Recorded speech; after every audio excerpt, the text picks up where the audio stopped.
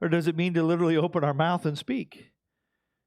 To rejoice. But we also rejoice in God through our Lord Jesus Christ, through whom we have now received this reconciliation. I mean, we need to act like we're alive. And I recognize, there's really nothing. I've been in all kinds of funerals and have participated in many different aspects of funerals, but there's usually a sense of sadness and, long face because it's tragic. It's death. Let's be mournful and cry. I've been in some funerals homes where you're wondering, what's the celebration? What's the excitement? What's everybody happy about? Okay? And the difference is what we understand and what we know. Our human sorrow in the time of death, that's natural. I'm not saying not to be sorrowful. But man, when it comes to the atonement of Christ, can we just get a little bit excited about it sometime? Can we just at least get a little, I'll use the word demonstrative. Okay? We can get excited about all kinds of things. And none of you are aware. I mean, you all are quite aware that, I can get loud. Careful, Hannah. I recognize that. And I wish sometimes that I could just tone it down and back down, and be a little bit more sophisticated, whatever that word means. But, but when I think about what God does in this thing called salvation and the grace of our God, it ought to do something for us. We can get excited about some, insignificant things. Okay? Ball games, people get excited. Even if it's a little league t-ball, and the poor little fella tries to swing and misses it, and he spins around and, hits the ball with his, But what are parents doing? What are the grandparents doing? Come on, Johnny, you can do it. Go, run. And he's like, where do I run? And somebody gets hold of his hand and gets him going in the right direction. It's hilarious.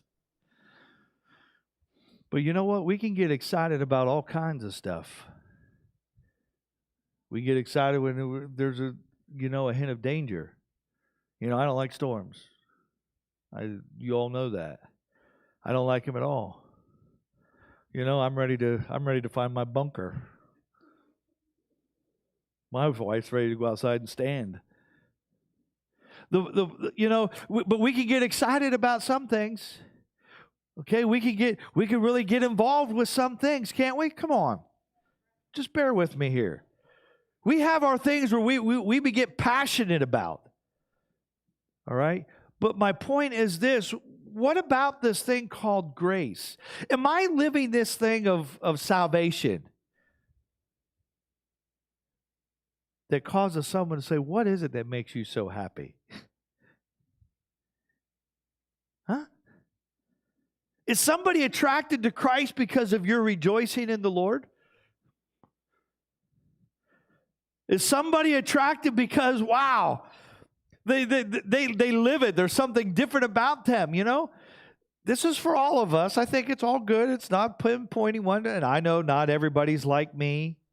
Okay, aren't you glad? I'm glad not everybody's like you either. Okay, that goes both directions. But I'm just trying to encourage us all. There's nothing. I mean, there's. You say, what do you do for entertainment? Well, you know what? There's sometimes I've been listening several times in the last week and a half of a tent revival currently going on in North Carolina. And they just extended it. They're into week 3. I mean, it's hard to get people to come out to a 5-day revival, let alone a tent revival that's going into week 3. Okay? You can say whatever you want. There's probably something I haven't listened for the things that I would disagree with. I'm just telling you. I haven't listened to the things where I would maybe have a theological, I'm not sure if I can go along with that. But can I tell you what attracts my attention? They're excited about what they know. And they're not afraid to demonstrate it. It's not Pentecostal, they're Baptist people, I think. C.T. Townsend is one of the main evangelists. He's so hoarse he went home to preach at his home church where he pastored for today. He's so hoarse he can hardly preach. But you know, they're preaching, and you think I get radical when I preach. You haven't heard anything yet. And the stuff that they come down the line on.